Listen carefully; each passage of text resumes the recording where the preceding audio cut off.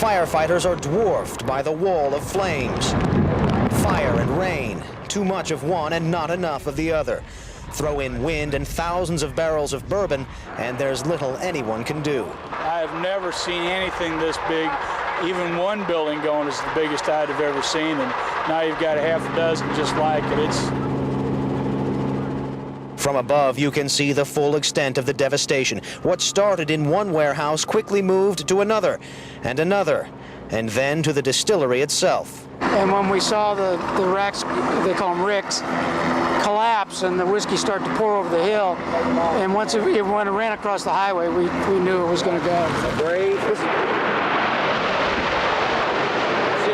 Just timber falling. It did, and it got worse. The Heaven Hill home was built for the first master distiller here. It's now a successful bed and breakfast, but fueled by wind and whiskey, the flames creep closer. Passers-by stop to help. It's spectacular. I've never seen anything like it. It's unreal. So they're evacuating y'all now? Yeah, out of this house here. Valuables and antiques are moved out before the fire can move in. And then a shift in the wind, and the house stands. Oh my, you wouldn't believe it. It was a fireball. You could feel the heat from up here from those major warehouses. It was a fire rain. It was awful. And it came up a big wind, and the wind changed, and with the wind changing, we had a big downpour. Don't think saved it. Don't think saved it. Thank God for these firemen. That's all. Thank God for the firemen. And thank God nobody's been hurt yet. A couple of firefighters were taken away and treated. They were not seriously injured. No one was. Still, firefighters aren't sure how it all started, or for that matter, when it will all stop. 1, 2, 1.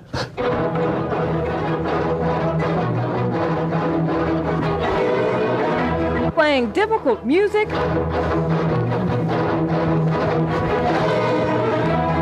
and doing it exceptionally well. And a 1 and a 2 and a 1 and 2 has earned Floyd Central's orchestra a Grammy.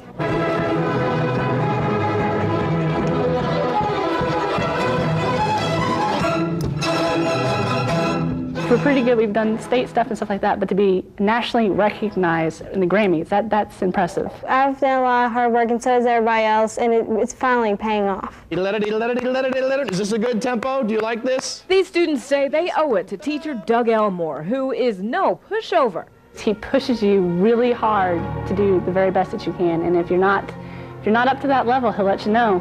You've got a hit on one, dot, dot. Band instructor Harold Yankee is also described as a strict instructor, but his students, his Grammy Award-winning students, aren't complaining.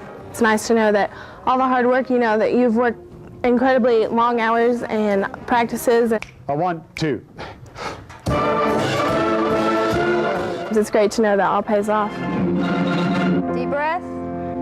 Take your hat off if you're going to stay. Floyd Central's choir is also honored with the Grammy, led by instructor Angela Hampton, who the students say has made their voices soar. They ask a lot of you, but it's for a good reason, and they know what they're doing, and they're really, really awesome. I want the same sound that I have, but I just want to turn the volume down. It really stands for a lot of what the school's really tried to do with its music department. It's been the tradition of what the school stands for. 1 and 2 and 1 and 2 and 1. Ann Bowden, News Channel 32, WLKY.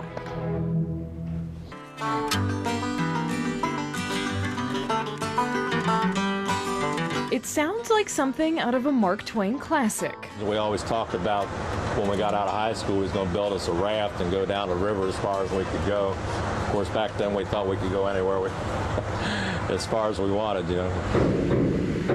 Paul Anderson grew up on the Ohio River. He started working on the Anderson Ferry in 1961. Now he's owner and operator of all 4 Anderson ferries, including the Deborah A. I enjoy working out in the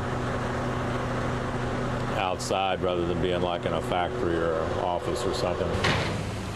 Since 1817, the Anderson Ferry has been taking Kentuckians to Ohio and vice versa. It's the longest continually operating business in Boone County and a dwindling American treasure. There's not too many of these left, I don't think, in the country. Well, another thing is that this country's losing. Paul just goes with the flow of life on the river. It's a little more laid back, not quite as stressful as a lot of jobs you could have. But the hours might get to you 7 days a week, 16 hours a day. People occasionally ask me if I'd like to sell the ferry. They say they come down and say they'd like to buy it. After we talk for a while, they usually change their mind. It's regulars that have kept the Anderson Ferry in business for all these years, and those who love the nostalgia of floating on the river. Grandma and Grandpa want to come down, bring the kids down. They tell them about the time when they were kids and they come down with their grandparents and rode the ferry. There is a bit more hustle and bustle these days. People want to keep moving. You can't sit on the bank too long and hold up, because everybody's in a hurry to get somewhere. But Paul swears it's faster than rush hour traffic on the Brent Spence. Corey McConnell, Fox 19 News.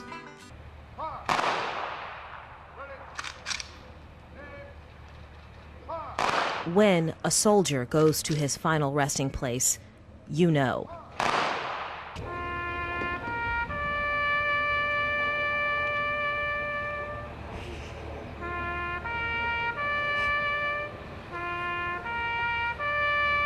There are always honorable traditions.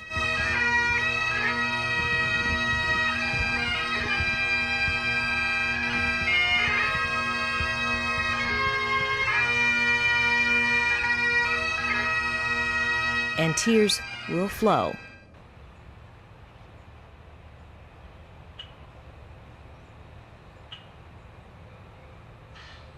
The preparation for one last farewell is stoic and unrushed.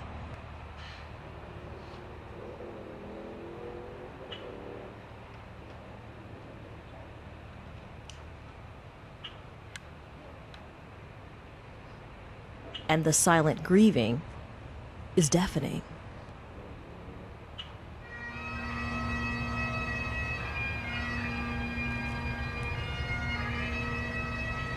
But when it's time to walk away, that last goodbye to an American hero is always too soon. Regina Russo, Fox 19 News.